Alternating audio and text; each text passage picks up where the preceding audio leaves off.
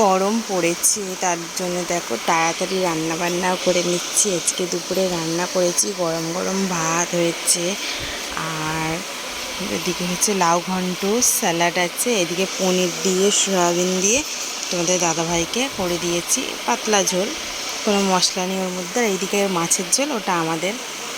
তোমাদের দাদাভাই তো বড় মাছ খাবে না, আর পনিরটা বেশি পছন্দ করে, তার জন্য পনির এনে দিয়েছি। তো বাবুকে ভাত দিয়ে নেবো, ওর খুব খিদে পেয়ে গেছে। যত গরমই পড়ুক তাও মনে হয় গরম গরম ভাত খাই, এইসবই খেতে ইচ্ছা করে। তো যাই হোক, চলো বাবুকে ভাতটা দিয়ে নিই। ও লাউ ঘন্ট পাতে দেওয়া মাত্রই চিলি উঠেছে যে আমি খাবো না, আমি চিনা একটু খেতে হয়।